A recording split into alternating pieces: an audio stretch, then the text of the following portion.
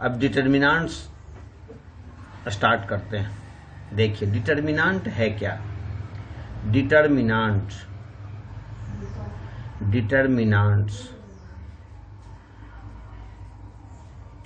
चलिए आप let's ABCD are 4 number.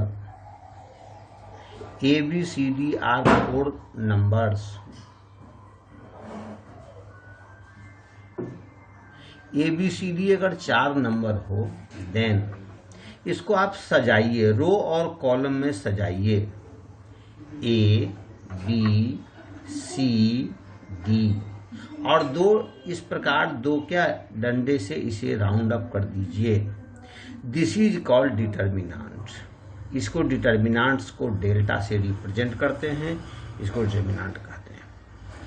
इसको देखिए जैसे मैट्रिक्स में भी हम बता चुके हैं, this is called first column and this is called second column, this is called first row और ये कहलाता है सेकेंड रो। तो चूंकि 2 रो और 2 कॉलम इसमें है इसलिए यह कहलाता है सेकेंड ऑर्डर डिटर्मिनेंट कहलाता है। This is called second order determinant. Second order determinant कहलाता है, सेकेंड ऑर्डर डिटर्मिनेंट कहलाता है। सेकेंड ऑर्डर डिटर्मिनेंट कहते हैं इसको। इसमें इस जो ये डायगोनल्स हैं this is called main diagonals कहलाता है। मेन डायगोनल्स कहते हैं इसको मेन डायगोनल्स कहते हैं। और ये सेकेंडरी डायगोनल कहलाता है, ये सेकेंडरी डायगोनल्स कहलाता है।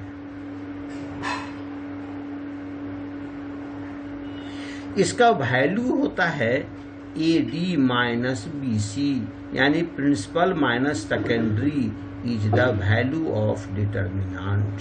यह इसके वैल्यू होते हैं और ABCD इसके एलिमेंट्स कहलाते हैं।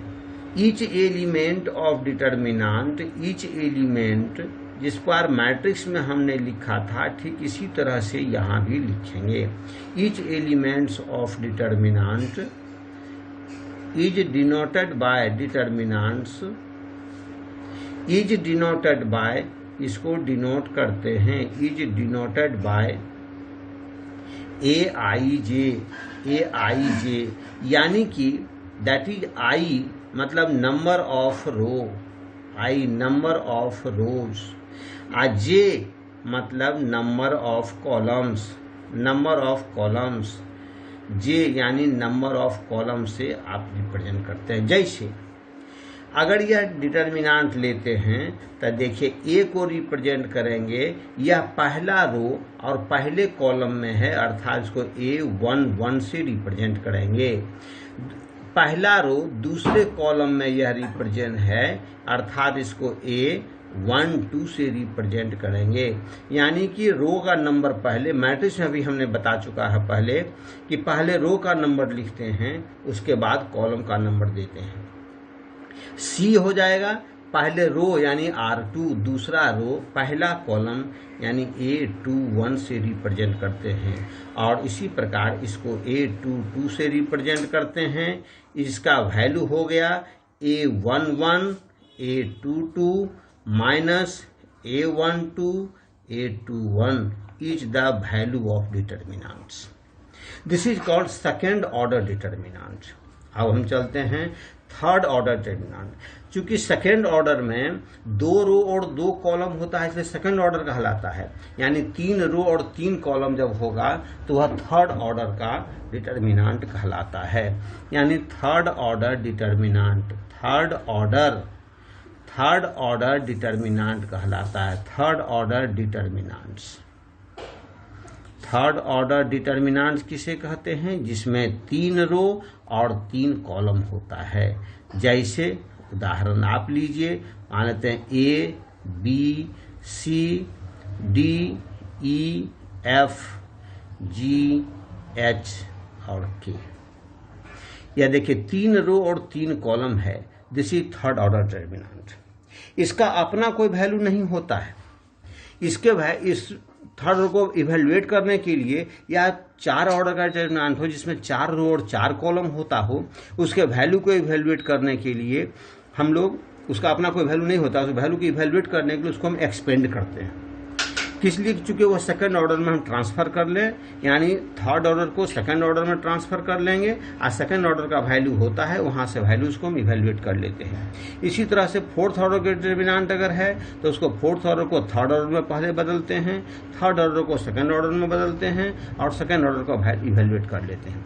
इस प्रकार से डिटरमिनेंट के वैल्यू को हम लोग इवेल्युएट करते हैं। तब थर्ड ऑर्डर को सेकंड ऑर्डर में किस तरह से हम चेंज करते हैं, किस तरह से बदलते हैं, देखिए। अब डिटरमिनेंट इज इक्वल टू, यहाँ पर एक ये चीज है कि आप जब डिटरमिनेंट को एक्सपेंशन करते हैं तो क्या हायर ऑर्डर को लोअर ऑर्डर में ट्रांसफर करते हैं, this is called expansion of determinant. तो कैसे हायर ऑर्डर यानी थर्ड ऑर्डर को सेकंड ऑर्डर में, फोर्थ ऑर्डर को थर्ड एंड सेकंड ऑर्डर में, इसको हम लोग बोलते हैं एक्सपेंशन ऑफ डिटरमिनेंट। तो कैसे करते हैं? इसे या तो रो के माध्यम से कर सकते हैं या कॉलम के माध्यम से कर सकते हैं, इससे कोई डिफरेंस नहीं है।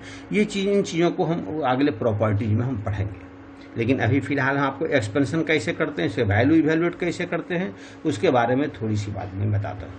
जैसे देखिए, मान लिया अगर ए को अगर हम लिखते हैं, सपोज दैट ए लिखते हैं, अगर हम ए लिखते हैं तो ए चूंकि पहला रो पहला कॉलम है, रूल कहता है -1 को टू दी पावर, ए कहाँ है? पहला रो पहला कॉलम, तो 1 + 1 लिखते हैं, -1 का पावर 1 + 1। अब ए जिस रो और जिस कॉलम में हो उसको छोड़ दीजिए, जो बच जाता है उसको लिख डालिए। बच जाता है आपको EFHK, यानी आपके पास बच जाएगा EFHK बच जाता है। इसके बाद प्लस, आप देखिए, अब ए लेने के बाद आप पहला रो से चलेंगे तो बी लेंगे, कॉलम से चलेंगे तो डी लेंगे। मान लेते हैं हम चलते हैं रो से, तो बी लेंगे तब +B लिख लिए।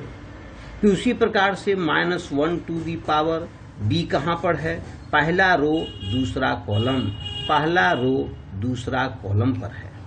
तो फिर बी अब जिस रो और जिस कॉलम में है उसको छोड़कर जो बच जाता है उसको लिख डालिए, यानी बच गया मेरा DFGK मेरा बच जाता है, लिख डाले। अब उसको जब हमने बी लिया तो अब किसी दूसरे एलिमेंट को नहीं ले सकते, जब लेंगे तब सी ही लेंगे, चूंकि इसका मतलब कि मैं पहले रो को लिया हूँ, यानी ए लिया, बी लिया, अब सी लेंगे। सी को भी आप उसी प्रकार से +C लिखिए। इसके बाद आप सी कहाँ है? तो पहला रो तीसरा कॉलम में है, यानी -1 का पावर पहला रो तीसरा कॉलम हो गया। फिर जिस रो और जिस कॉलम में उसको छोड़ दीजिए, जो बच जाता है उसको लिख डालिए DEGH, आपके पास बच गए। अब आप लिखिए इसको, अब तो सेकंड ऑर्डर में ट्रांसफर हो गया। अब जब ABC तीनों हो गया तो अब डिटरमिनेंट का वैल्यू हो गया। ऐसा नहीं कि सभी एलिमेंट के लिए हम लिखेंगे, किसी खास रो या खास कॉलम के सभी एलिमेंट के लिए लिखते हैं। आप यहाँ से देखें तो इस तरह से लिखेंगे, -1 का पावर 1 + 1 2, यानी कि प्लस, यानी मेरा वैल्यू हो गया A, +A हो जाएगा। इसके वैल्यू हो जाएंगे, अब इसे सेकंड ऑर्डर डिटरमिनेंट का वैल्यू हम जानते हैं, प्रिंसिपल माइनस सेकेंडरी, यानी कि EK - HF। अब -1 टू दी पावर 1 + 2 3, यानी -1 का पावर 3, यानी कि माइनस, यानी -B। इसके वैल्यू हो जाएंगे क्या? DK - GF। -1 का पावर 3 + 1 4, यानी +C, यानी यह मेरा वैल्यू हो जाएगा DH - EG। This is your value of determinant. इस प्रकार यानी ऑन द होल आप ऐसे भी देख सकते हैं कि मैट्रिक्स में हर एक एलिमेंट, ये डिटरमिनेंट में, सॉरी मैट्रिक्स बना दिए, डिटरमिनेंट, ये डिटरमिनेंट्स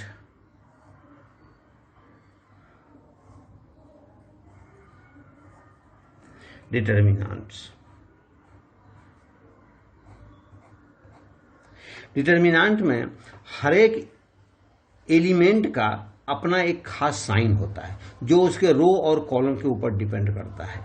आप यहाँ से इस प्रकार से लिख सकते हैं, ए क्योंकि पहला रो पहला कॉलम है इसलिए साइन इसका प्लस है, पहला रो दूसरा कॉलम है तो माइनस है, फिर पहला रो तीसरा कॉलम है तो प्लस है। यानी देखिए ए का साइन प्लस था, बी का साइन माइनस, सी का साइन प्लस। किस प्रकार होता है, हर एक का -1 to the power I plus J इसका साइन होता है। डी दूसरा रो पहला कॉलम 2 + 1 3 यानी माइनस, अगेन प्लस माइनस, यानी अल्टरनेट प्लस माइनस होता चला जाता है थर्ड ऑर्डर में।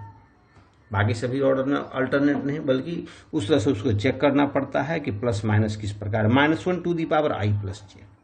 दिस इज योर क्या, वैल्यू ऑफ डिटर्मिनेंट, या आपका डिटर्मिनेंट के वैल्यू हो जाते हैं। अब यहाँ से हम आगे की ओर चलते हैं, देखते हैं डिटर्मिनेंट के प्रॉपर्टीज क्या होते हैं। प्रॉपर्टीज ऑफ डिटर्मिनेंट्स, डिटर्मिनेंट के प्रॉपर्टीज क्या होते हैं हम ये देखते हैं। इसमें इसके पहले मैं थोड़े से देख लूँ एक को फैक्टर और माइनर्स क्या होते हैं। को फैक्टर और माइनर आप यहाँ से देखें, that is cofactor, minors and cofactor. Minors क्या होते हैं, कहता है minors of an element, minors of element, किसी भी एलिमेंट का minors of elements A I J is denoted bye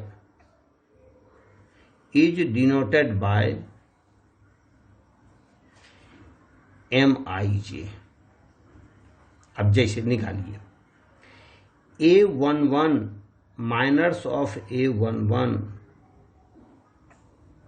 minors of A11 के माइनर को M11 से रिप्रेजेंट करते हैं। अब देखिए जैसे यहाँ A11 पर कौन है, पहला रो पहला कॉलम यानी A11 पर आ गया। जैसे इसके आप कंसीडर कर सकते हैं डिटर्मिनेंट के वैल्यू को आप यहाँ इस प्रकार से रिप्रेजेंटेशन को ले सकते हैं, A11, A12, A13, A21, A21, A22 और A23, A31, A32 और A33।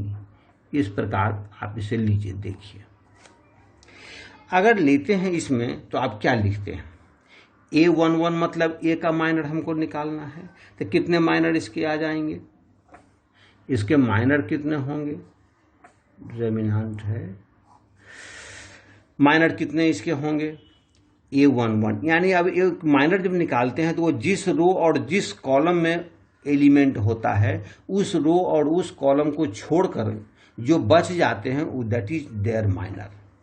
जैसे A11 पहला रो में है पहला कॉलम में है, इसको छोड़ दीजिए, दिस इज देयर माइनर। यहाँ आते हैं तो A के माइनर क्या होंगे, पहला रो पहला कॉलम छोड़ दें EFHK, यानी EFHK इज देयर माइनर, यानी हो जाएगा EFHK is their minor, EFHK is their minor. यह माइनर हो गया। अब इसके वैल्यू को आप इवेल्युएट कर लीजिए, that is EK minus HF, EK minus HF is the value. अब से लीजिए माइनर ऑफ A12 को हम लोग M12 से रिप्रेजेंट करते हैं।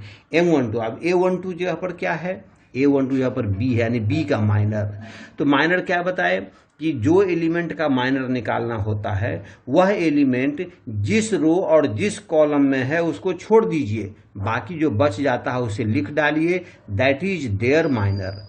A12 पहला रो दूसरे कॉलम में है इसको छोड़ के बच जाता है A21, A23, A31, A33 is the minor. यानी यहाँ पर मेरे क्या बचेंगे माइनर M12 का, यहाँ देखो M12 में B आता है तो देखिए B इसको छोड़ देंगे, DFGK, यानी मेरे पास वैल्यू हो जाएंगे DFGK डी एफ जी के इज द वैल्यू। यह मेरे पास हो जाएगा D K minus G F, D K minus G F is the value. इसी प्रकार माइनर ऑफ A13 के माइनर हो जाएंगे M13।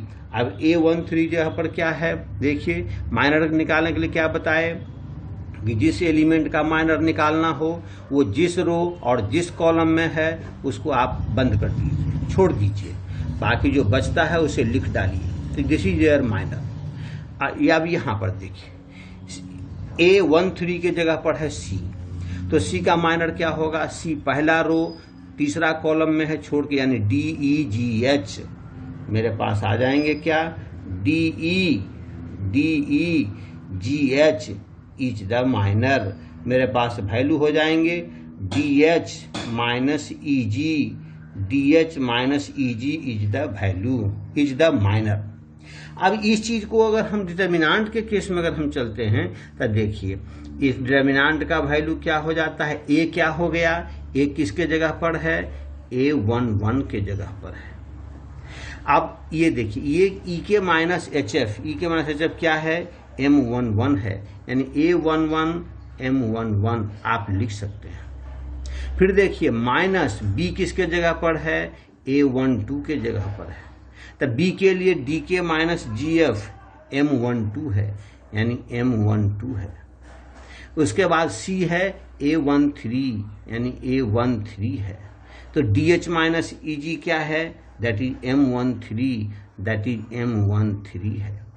यानी कहने का मतलब कि डिटर्मिनेंट का वैल्यू क्या होता है, जो एलिमेंट अपने माइनर से मल्टीप्लाई होता है, जो एलिमेंट अपने माइनर से मल्टीप्लाई होता है, एलिमेंट अपने माइनर से मल्टीप्लाई होता है, तब यह एक डिटर्मिनेंट के वैल्यू को देता है। अगर दूसरा कोई होता हो तो डिटर्मिनेंट का वैल्यू नहीं देता है। This is their properties. अब इस बार हम चलते हैं कोफैक्टर्स, दैट इज कोफैक्टर क्या है, देखिए कोफैक्टर क्या है, कोफैक्टर्स क्या है, तो देखिए कोफैक्टर ऑफ, लिखिए कोफैक्टर ऑफ AIJ एलिमेंट का कोफैक्टर इज डिनोटेड बाय, यह डिनोट किया जाता है किससे, डिनोटेड बाय CIJ से डिनोट किया जाता है। यानी कि और CIJ का वैल्यू क्या होता है, CIJ वैल्यू होता है -1 to the power I plus J और MIJ। यानी कि माइनर में साइन अप्लाई कर देंगे, sign -1 to the power I plus J, तो वह उस एलिमेंट का कोफैक्टर हो जाएगा। जैसे यहाँ -1 है, हमने आपको बताया A का साइन प्लस है, तो यहाँ पर माइनर और कोफैक्टर दोनों समान हो जाएगा। B का साइन, B का प्लेस, अपना प्लेस का साइन माइनस है, अर्थात B के लिए माइनर और कोफैक्टर में निगेटिव का केवल डिफरेंस होगा। न्यूमेरिकल वैल्यू सेम होंगे, माइनर और कोफैक्टर दोनों के न्यूमेरिकल वैल्यू सेम होंगे, लेकिन केवल साइन अपोजिट हो जाएंगे। C का कोफैक्टर और माइनर प्लस C का साइन प्लस है, इसलिए C के लिए कोफैक्टर और माइनर का वैल्यू दोनों समान होंगे। उसी प्रकार D के लिए माइनर और कोफैक्टर समान होंगे, यहाँ ये अपोजिट साइन के होंगे। E के लिए माइनर और कोफैक्टर समान वैल्यू के होंगे, F के लिए माइनर और कोफैक्टर अपोजिट साइन के होंगे, but numerical values will be same. जैसे यहाँ पर अगर हम काम करते हैं, यहाँ देखते हैं तो डिटर्मिनेंट इज इक्वल टू क्या लिखेंगे, लिख सकते हैं यहाँ हम A11, क्योंकि पहला एलिमेंट के लिए 1 प्लस 1 समान होंगे, अर्थात C11 हम लिख सकते हैं। A12 1 प्लस 2 3, 1 प्लस 2 3 यानी माइनस, यानी कि माइनर और कोफैक्टर दोनों आपस में क्या होंगे, अपोजिट साइन के होंगे। यानी कि साइन को अगर हम यहाँ रख दें तो आप लिख सकते हैं प्लस A12 C12 आप लिख सकते हैं। A13 फिर समान वैल्यू के होंगे, A13 यानी C13। यानी कहने का मतलब क्या, किसी खास रो या किसी खास कॉलम में वह एलिमेंट और उसके कॉरस्पॉन्डिंग कोफैक्टर्स का प्रोडक्ट का सम उस डिटर्मिनेंट के वैल्यू को देता है। एलिमेंट और उसके कॉरस्पॉन्डिंग कोफैक्टर का प्रोडक्ट का सम उसके डिटर्मिनेंट के वैल्यू को देता है। अगर अदर एलिमेंट्स अदर कोफैक्टर के साथ कंबाइंड होता हो तो उसका वैल्यू 0 हो जाता है। इसका ध्यान रखिएगा। जैसे एग्जाम्पल कंसीडर करेंगे, अगर लेते हैं, मान लेते हैं A11 C12 plus A13 C23 plus है ना A31 C13, तो इसके वैल्यू क्या हो जाएंगे? इसके वैल्यू आपको 0 हो जाएंगे। इसके वैल्यू आगे नहीं निकल पाएगा, इसका वैल्यू 0 हो जाएंगे। यानी इस प्रकार से आप माइनर और कोफैक्टर के बारे में समझ सकते हैं। इसके बाद हम चलते हैं properties of determinant. Properties, determinant के क्या प्रॉपर्टीज होते हैं? डिटर्मिनेंट के प्रॉपर्टीज ऑफ डिटर्मिनेंट्स। डिटर्मिनेंट के क्या प्रॉपर्टीज होते हैं?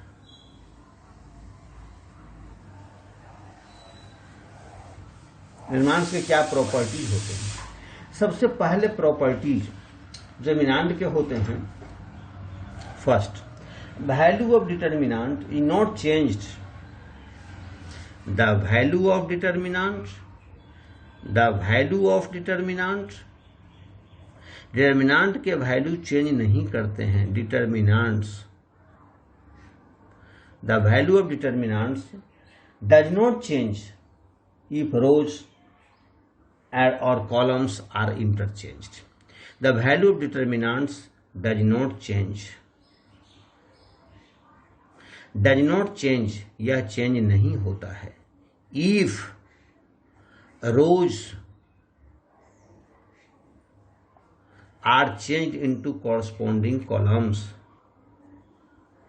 changed into corresponding columns, यानी कि डिटर्मिनेंट के वैल्यू में कोई अंतर नहीं पड़ता है अगर उसे रो से हम एक्सपेंशन करें या कॉलम से एक्सपेंशन करें, उससे उसके वैल्यू में कोई अंतर नहीं पड़ता है। यानी कि डिटर्मिनेंट को जैसे A, B, C, D, E, F, G, H, K को, अब यह डिटर्मिनेंट है, यह पहला रो को अगर हम पहला कॉलम बना दें A, B, C, दूसरे रो को दूसरे कॉलम बना दें D, E, F, तीसरे रो को तीसरे कॉलम बना दें यानी G, H, K, इससे डिटर्मिनेंट के वैल्यू में कोई डिफरेंस नहीं होता है। यानी value of determinant does not change if rows are change into columns, rows are change into corresponding columns. Corresponding column का मतलब R1 corresponding column, rows are change into corresponding column में change कर दे तो उससे वैल्यू में कोई अंतर नहीं पड़ता है। दूसरा इससे प्रॉपर्टीज है, इफ टू रोज, अगर दो रो, इफ टू रोज और two columns are interchanged, two columns are interchanged, अगर इन दो रो और दो कॉलम को अगर बदल दिया जाता है आपस में, दो रो आपस में बदल गया या दो कॉलम आपस में बदल गया, then the sign of determinant change, the value does not change, the value does not change but sign changed.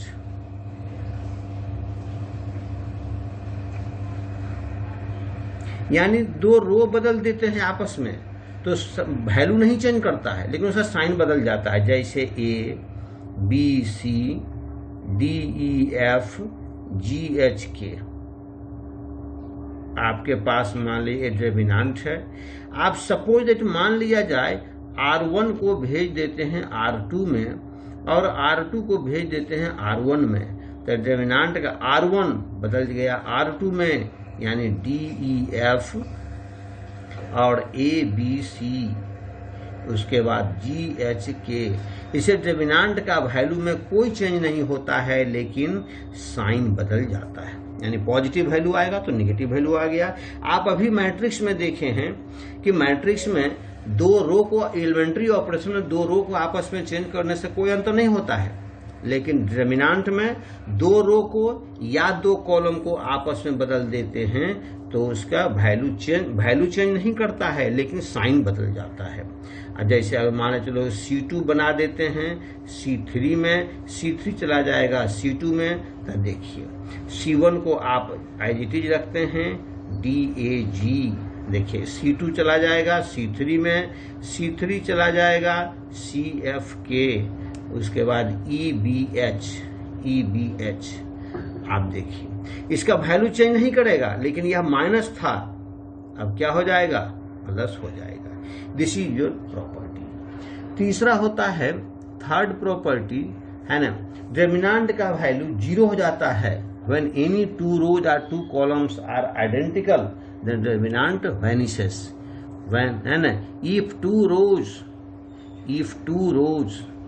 अगर दो रो, if two rows or two columns, if two rows or two columns, if two rows or two columns are identical,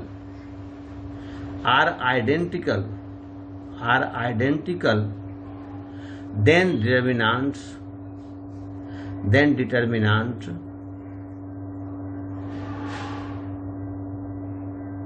vanishes मतलब determinant क्या होता है, 0 हो जाता है।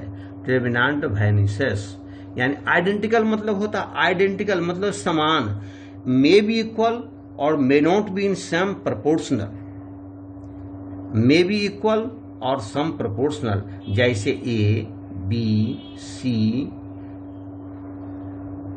D E F, MA MB MC।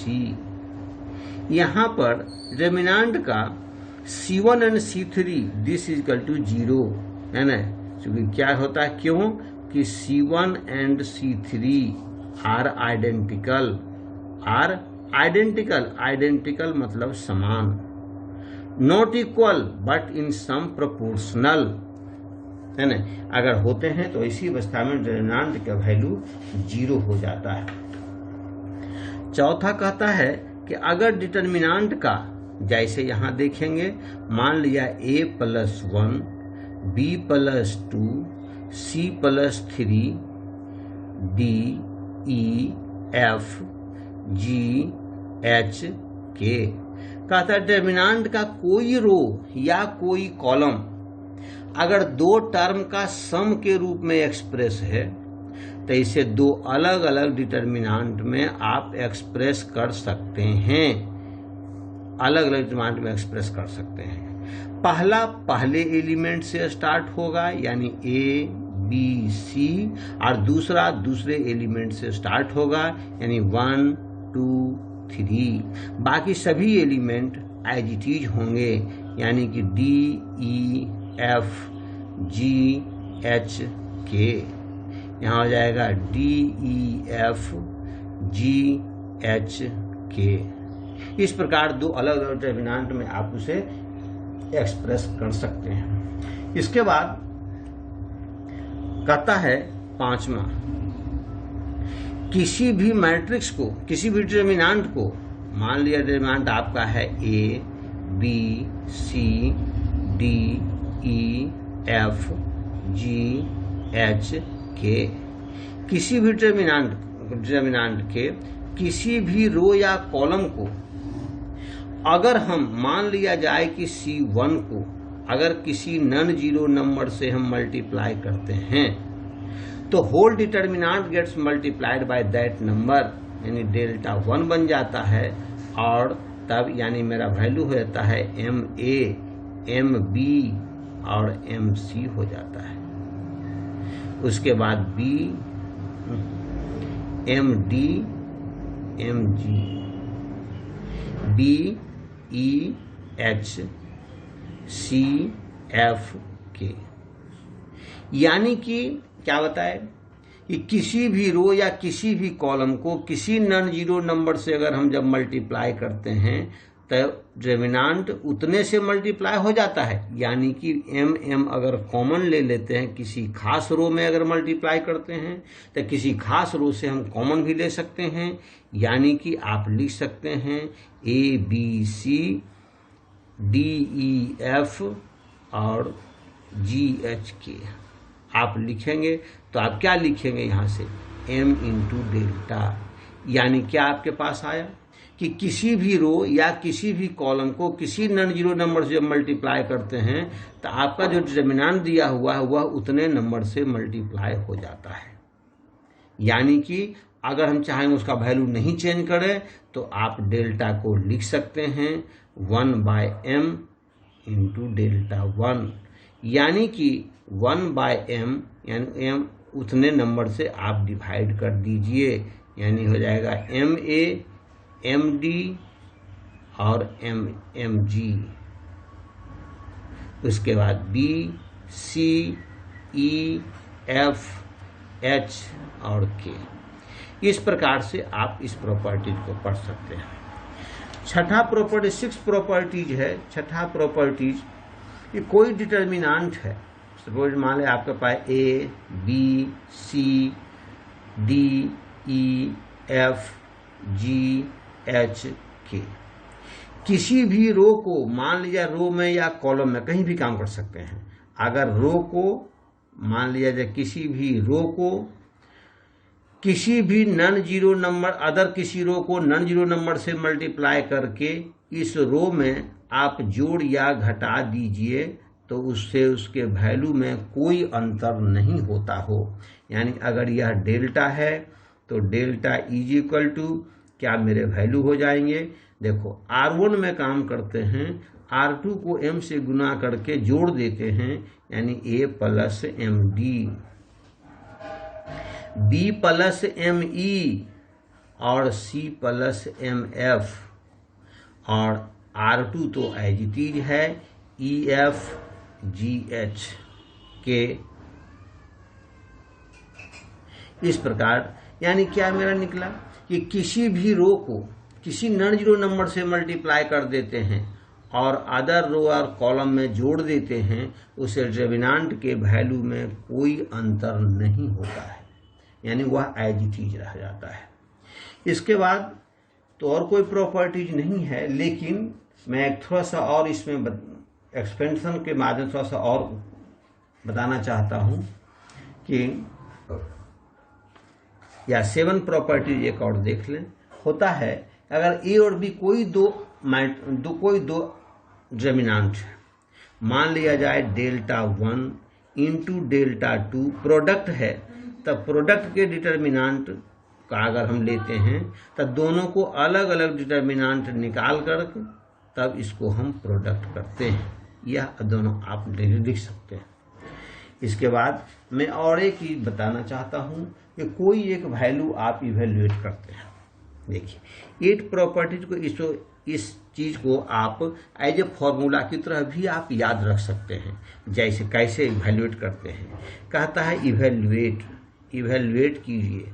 इसमें कुछ चीजें ऐसी हैं जिसे आप याद रखना पड़ेगा आपको। जैसे पहला इवेल्युएशन, फर्स्ट केस में आपका इवेल्युएशन है, आप लीजिए, है ना, A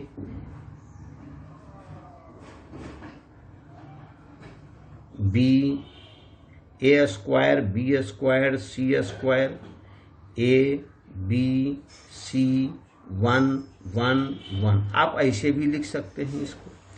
आप इसको ऐसे भी लिख सकते हैं 1 1 1 A B C A square B square और C स्क्वायर। आप ऐसे भी लिख सकते हैं 1 1 1 A B C A square B square और C स्क्वायर। आप ऐसे भी लिख सकते हैं। अब देखिए किसी तरीके से लिख सकते हैं। तो इस तरह के डिटर्मिनेंट के वैल्यू को हमको इवेल्युएट करना है, तो कैसे इवेल्युएट करेंगे? ध्यान रखेंगे कि कभी भी अगर डिटर्मिनेंट का वैल्यू इवेल्युएट करना हो तो मैक्सिमम एलिमेंट को हम जीरो करने की कोशिश करते हैं। होगा या नहीं होगा यह क्वेश्चन पर डिपेंड करता है, लेकिन कोशिश करते हैं मैक्सिमम एलिमेंट को जीरो करने का। क्यों? क्योंकि जब हम इसको एक्सपेंशन करेंगे तो अगर एलिमेंट्स जितने एलिमेंट्स जीरो होंगे उतने कैलकुलेशन मुझे कम करने पड़ेंगे। इसीलिए हम काम करते हैं क्या, मैक्सिमम एलिमेंट को, इसके प्रॉपर्टीज को अप्लाई करके मैक्सिमम एलिमेंट को आप जीरो कीजिए। जैसे अगर इसको अगर हम देखते हैं, देखिए इस एलिमेंट को जीरो कैसे कर सकते हैं, यानी इस रो को अगर इसमें हम सब्ट्रैक्ट कर दें तो 1 - 1 0, ये तो एलिमेंट जीरो हो जाएगा। उसी बात से R2 में अगर R3 को सब्ट्रैक्ट कर दें तो यह एलिमेंट भी जीरो हो जाएगा। कम से कम 2 एलिमेंट जीरो अगर हो जाता है तो 2 एलिमेंट तो मेरा खत्म हो जाएगा। तो आप यही काम कीजिए। सपोज आप चलिए लेते हैं कितना, R1 में काम करते हैं, क्या करते हैं, R1 - R2, किसी भी रो को या कॉलम में किसी अदर रो या कॉलम को किसी नंबर से मल्टीप्लाई करके जोड़ या घटा सकते हैं, जो आप यहाँ पर काम कर रहे हैं। आप देखिए करेंगे दूसरा भी काम, फिर काम क्या करेंगे, R2 में भी आप काम कर सकते हैं। क्या कर सकते हैं, R2 में काम करेंगे, R2 - R3 आप काम कीजिए, R2 - R3 काम कीजिए। तो क्या काम लिखेगा, डेल्टा का वैल्यू, डिटर्मिनेंट का वैल्यू क्या लिखेंगे यहाँ से, देखिए आपके पास ये क्या हो जाएगा, 0, ये हो जाएगा a - b, ये हो जाएगा a² - b², इसको फिर हो जाएगा 0, ये हो जाएगा b - c, फिर हो जाएगा b² - c², ये हो जाएगा 1c²। अब देखिए यहाँ a - b, मैंने एक चीज़ और बताया कि किसी, जैसे यहाँ पर है, किसी एक कॉलम में या किसी एक रो में अगर सभी एलिमेंट होंगे तो उस एलिमेंट को आप कॉमन ले सकते हैं। यानी मल्टीप्लाई जैसे हम कॉलम के किसी सभी एलिमेंट को करते हैं, किसी कॉलम के सभी एलिमेंट को करते हैं, तो किसी कॉलम के सभी एलिमेंट से हम कॉमन भी निकाल सकते हैं। अर्थात यहाँ पर हम कॉमन a - b, देखिए इस रो में a - b है, इस रो में भी a - b है, इस रो में 0 × a - b माना जा सकता है। अर्थात पहला रो से आप a - b कॉमन निकाल सकते हैं। इसी तरह से दूसरे रो में 0 × b - c, b - c, b - c, अर्थात b - c आप कॉमन निकाल सकते हैं। तो आपके बच क्या गए, तीसरे रो में कॉमन नहीं है, बच यहाँ गए 0, यहाँ बच गया, इधर बाहर निकल गया तो 1 बचा, यहाँ बाहर निकल गया तो बच गया a + b, a² - b² a + b × a - b। उसी तरह से यहाँ पर 0 बच गया, 1 बच गया, यहाँ पर b + c बच गया और 1c² बच गया। अब देखिए मैंने आपको बताया कि किसी भी डिटरमिनेंट का एक्सपेंशन मैक्सिमम 0 लाना है तो 0 2 आ गया, तो कहाँ से एक्सपेंड करेंगे, तो आप एक्सपेंशन हमें बताया है कि उसे रो से एक्सपेंड करें या कॉलम से एक्सपेंड करें, उससे वैल्यू में कोई अंतर नहीं होता है। तो आप कॉलम से इस पर एक्सपेंड कीजिए। तो देखिए यहाँ से करेंगे तो 0 × 0 ये एलिमेंट आप प्लस इसके माइनर होंगे तो उसे भी तो 0 हो जाएंगे, फिर ये एलिमेंट प्लस ये एलिमेंट इंटू इसके माइनर होंगे, वह भी सभी एलिमेंट 0 हो जाएंगे। तो ये एलिमेंट, अब ये एलिमेंट का साइन क्या होता है, तो देखिए यह तीसरा रो और पहला कॉलम है, तो 3 + 1 4, तो -1 ⁴ -1 ⁴ पॉजिटिव, यानी इसके साइन होंगे पॉजिटिव। यानी लिखेंगे हम a - b × b - c, a - b × b - c, 1 से चलेंगे तो 1 × अब देखिए बताए हैं इसके माइनर से मल्टीप्लाई कीजिए, तो माइनर निकालते हैं किसे, जिस रो या जिस कॉलम में उसको छोड़ दिए, जो बचता है उसको लिख डालिए। मेरे पास वैल्यू हो जाएंगे 1 a + b 1 b + c।